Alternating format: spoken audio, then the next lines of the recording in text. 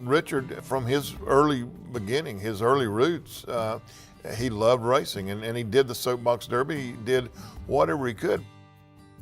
He started racing Grand American cars in 1969, and that was the beginning of Richard Childress Racing.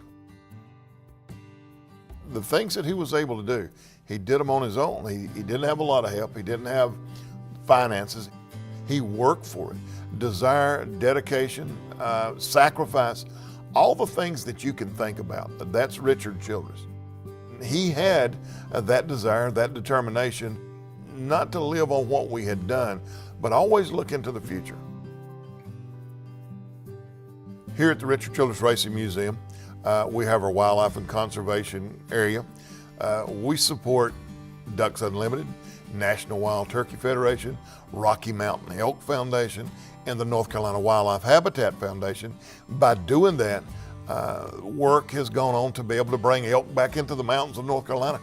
It takes folks like Richard Childress that work very, very hard for conservation to be able to go out and see the animals, to be able to go out and hunt.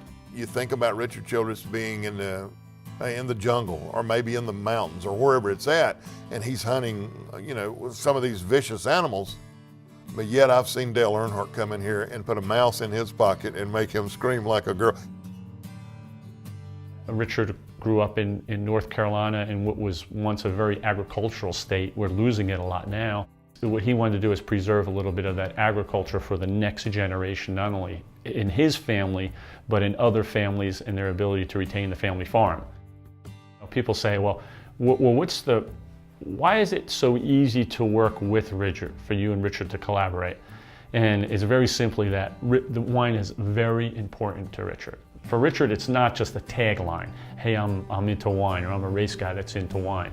The minute he walks into this winery, he has a glass of wine in his hand, and he appreciates it. And Richard, the smells, the taste, what it takes to put this together, what it takes to grow the grape. For a person of passion in what we do, Richard not only has it in racing, he truly has it in wine. And that's why I agreed to come onto the project with Richard. It's like standing at the Grand Canyon overlooking this beautiful view by yourself. You need to share it. It's only beautiful if you can share it.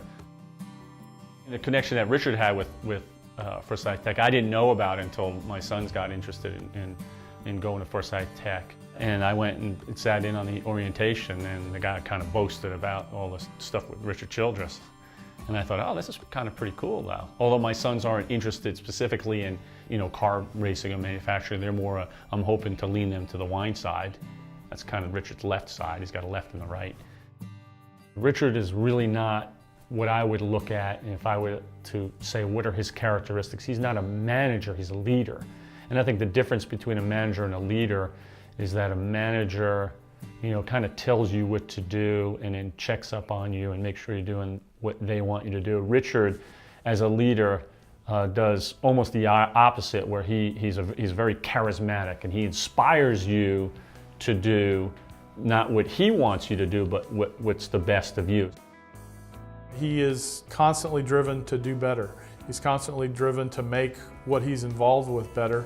And everybody that works for him, it's got to fall back on them a little bit, because if we look in the corner office and we see how hard Richard's working, we've got no reason not to try to work as hard as he does. We don't necessarily always do that, but we sure give it a try. We look back into the success of Richard Childress Racing, and we kept getting bigger and bigger and bigger. And Richard had been looking around for a while to try to find something that a great cause, and that was pediatric trauma. The Institute is a part of the giving back side of Richard Childress. He's heard of the need that exists for children, which is the injury turns out to be the #1 killer of kids, and decided that just can't be left to stand.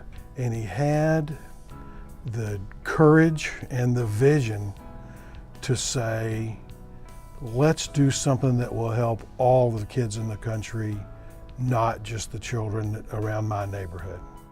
It's amazing how much of a difference has already been made with this.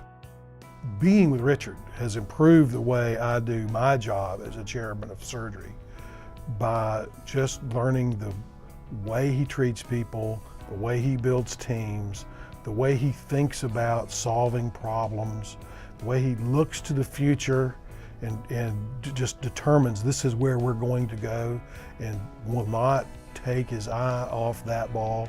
One day they're going to do a movie about Richard Childress.